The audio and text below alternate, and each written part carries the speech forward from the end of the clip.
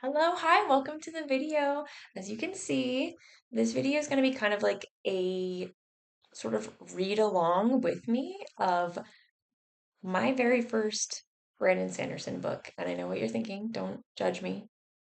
I love reading, but I'm a little bit behind on my Brandon Sanderson. So I'm going to be reading my very first one, and you're going to be listening with me. This is going to be sort of my interpretation of an audiobook experience, but with kind of a twist because why would you want to listen to a professional read an audiobook when you could listen to me, an unprofessional, read a book for the very first time with completely raw and unscripted reactions to whatever is happening in here? So, we're going to be reading Tress of the Emerald Sea.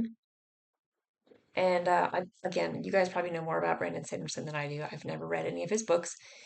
I've heard this one is a little bit different than some of his other ones. So I don't know. You guys let me know what you think in the comments. Do you like this book? Do you not like this book? Or do you have any other recommendations of Brandon Sanderson that you think I would like or that you would recommend? Let me know because I really want to interact with you guys and kind of like talk about books and stuff. So I've never read this before. I've never even like really cracked the book open. So this is going to be an all completely new experience. And I'm probably just going to read like the first chapter or so, just to get into it and see what I like. So without any further ado, we're going to read chapter one of Tress of the Emerald Sea. And I am excited. Okay. Chapter one is called The Girl. In the middle of the ocean, there was a girl who lived upon a rock. This was not an ocean like the one you have imagined, nor was the rock like one you have imagined. The girl, however, might be as you imagined, assuming you imagined her as thoughtful, soft spoken, and overly fond of collecting cups. Men often described the girl as having hair the color of wheat. Others called it the color of caramel, or occasionally the color of honey. The girl wondered why men so often use food to describe women's features. There was a hunger to such men that was best avoided. In her estimation, light brown was sufficiently descriptive, though the hue of her hair was not its most interesting trait. That would be her hair's unruliness. Each morning she heroically tamed it with a brush and comb, then muzzled it with a ribbon and a tight braid.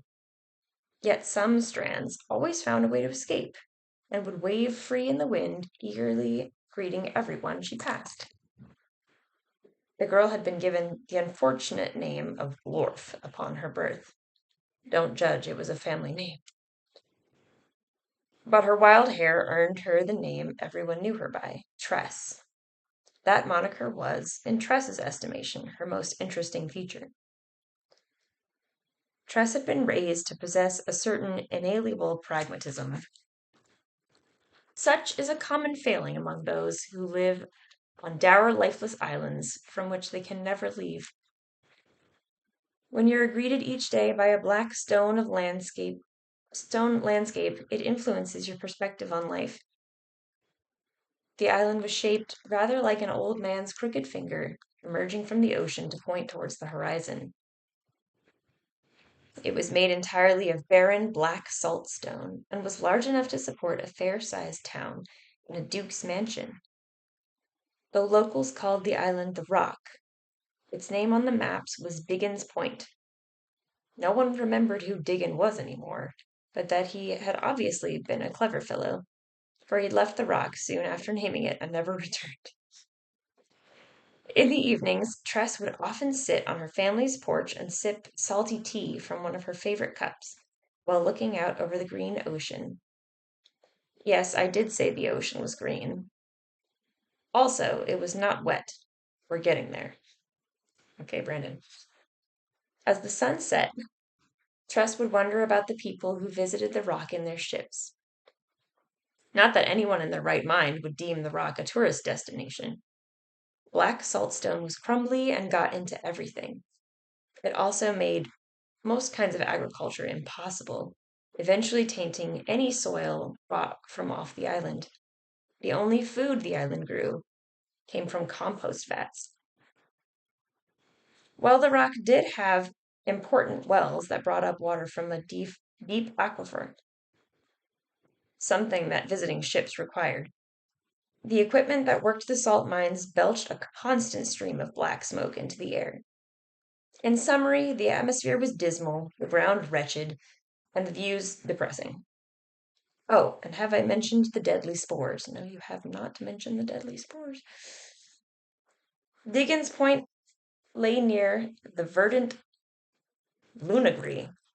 The term Lunagree, you should know, refers to the places where the 12 moons hang in the sky around Tress's planet in oppressively low stationary orbits. Big enough to fill full third of the sky, one of the 12 is always visible no matter where you travel, dominating your view like a wart on your eyeball. The locals worshipped those 12 moons as gods, which we can all agree is far more ridiculous than whatever it is you worship. However, it's easy to see where the superstition began, bearing in mind the spores, like colorful sand, that the moons dropped upon the land. They'd pour down from the lunagrees, and the verdant lunagree was visible some 50 or 60 miles from the island. That was as close as you ever wanted to get to a lunagree, a great shimmering fountain of colorful motes, vibrant and exceedingly dangerous. The spores filled the world's oceans, creating vast seas, not of water, but of alien dust. Ships sailed that dust like ships sail water here, and you should not find that so unusual. How many other planets have you visited? Perhaps they all sail oceans of pollen, and your home is a freakish one.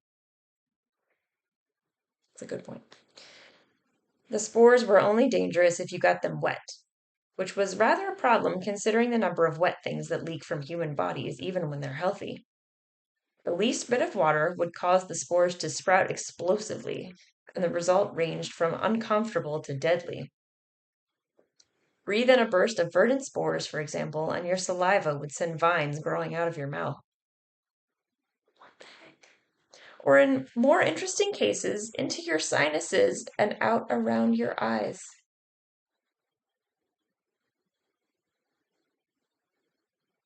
Ooh, okay. The spores could be rendered inert by two things, salt or silver. Hence the reason the locals of Diggins Points didn't terribly mind the salty taste of their water or food. They'd teach their children this ever so important rule: salt and silver halt the killer. An acceptable little poem if you're the sort of barbarian who enjoys slant rhymes.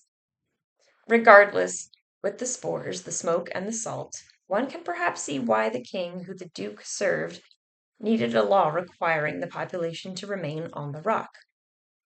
Oh, he gave reasons that involved important military phrases like essential personnel, strategic resupply, and friendly anchorage, but everyone knew the truth. The place was so inhospitable, even the smog found it depressing. Ships visited periodically for repairs, to drop off waste for the compost vats, and to take on new water, but each strictly obeyed the king's rules. No locals were to be taken from Diggins Point, ever. And so, Tress would sit on her steps in the evenings, watching ships sail away as a column of spores dropped from the lunagree, and the sun moved out from behind the moon and crept toward the horizon. She'd sip salty tea from a cup with horses painted on it and think, there's a beauty to this, actually. I like it here, and I believe I shall be fine to remain here all my life. And that is the end of chapter 1. And I think I'm going to stop there just because I'm going to keep my voice rested. But I think I'm excited. It's a good start. It's a good beginning. So let me let me know what you guys think. If you want to hear more chapters, if you like it, this is just kind of my cozy little read along. So yeah, leave me a comment, leave me a like if you enjoyed it, and hopefully we'll be back for chapter two.